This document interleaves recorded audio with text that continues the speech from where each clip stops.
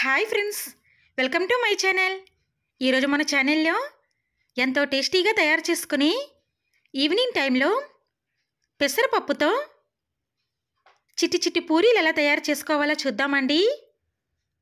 ఎప్పుడూ ఒకేలా కాకుండా ఇలా ఒకసారి డిఫరెంట్గా తయారు చేసుకొని చూడండి. టేస్ట్ అయితే చాలా బాగుంటాయి. అయితే ఈ చిట్టి చిట్టి పూరీలను ఎలా ప్రిపేర్ చేసుకోవాలో, వీటి ప్రాసెస్ ఏంటో ఇప్పుడు చూద్దాం. ముందుగా దీనికోసం హాఫ్ కప్పు పెసరపప్పును తీసుకొని ఒక బౌల్లోకి వేసుకోవాలి. తర్వాత అందులో కొన్ని వాటర్ని వేసుకొని వాటిని బాగా వాష్ చేసుకోవాలి. తర్వాత అందులో మరికొన్ని వాటర్ని వేసుకొని ఒక 4 అవర్స్ పాటు నానబెట్టుకోవాలి. 4 అవర్స్ తర్వాత అందులో ఉన్న వాటర్ని తీసుకుంటూ పెసరపప్పును ఒక మిక్సీ జార్లోకి వేసుకోవాలి.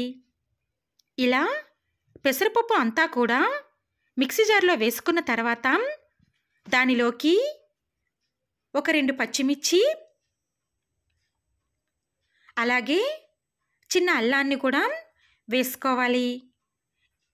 ఇలా వేసుకున్న తర్వాత మూత పెట్టుకొని మెత్తటి పేస్టులాగా మిక్సీ పట్టుకొని పక్కన పెట్టుకోవాలి. తర్వాత ఒక ప్లేటుని తీసుకొని అందులోకి 2 కప్పుల గోధుమ పిండిని వేసుకోవాలి. అలాగే మిక్సీ పట్టుకున్న పెసరపప్పు పేస్టును కూడా వేసుకోవాలి. తరువాత 2 స్పూన్ల నువ్వులు, 2 స్పూన్ల జీలకర్ర, చిన్నగా కట్ చేసుకున్న కొంచెం కొత్తిమీరను కూడా వేసుకోవాలి. తర్వాత దానిలోకి 1/2 స్పూన్ సాల్ట్ని వేసుకొని అవన్నీ బాగా కలిసేలాగా మిక్స్ చేసుకోవాలి.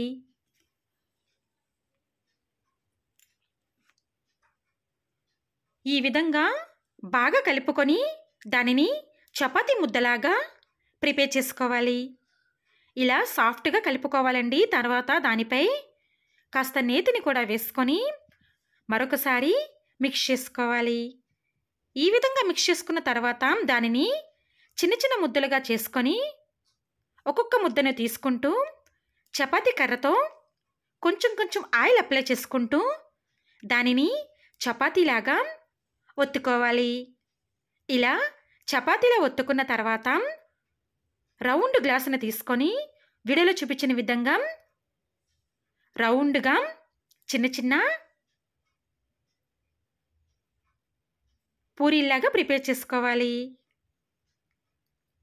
ఇలా అన్నింటినీ కూడా ప్రిపేర్ చేసుకొని తీసుకోవాలి. తర్వాత డీప్ ఫ్రై కోసం ఆయిల్ హీట్ చేసుకొని ఆయిల్ హీట్ అయిన తర్వాత మనం తయారు చేసుకున్న పూరీలను 1 బై 1 ఆయిల్లో వేసుకోవాలి. ఇలా అన్నింటినీ కూడా వేసుకొని మంటను మీడియంలో పెట్టుకొని స్లోగా వాటిని 2 వైపులా కూడా బాగా వేయించుకోవాలి. ఇలా కొంతసేపటికి అవి మంచి గోల్డెన్ బ్రౌన్లోకి వచ్చిన తర్వాత వాటిని 1 బై 1 స్టైనర్లోకి తీసుకోవాలి. అంతేనండి. ఇదే విధంగా అన్నింటినీ కూడా ప్రిపేర్ చేసుకొని తీసుకోవాలి.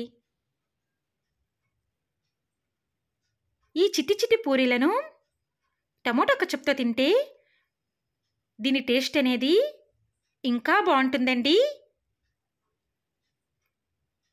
తప్పకుండా ఈ ప్రాసెస్లో మీరు కూడా పెసరపప్పుతో చిట్టి చిట్టి పూరీలను తయారు చేసుకొని టేస్ట్ చేయండి.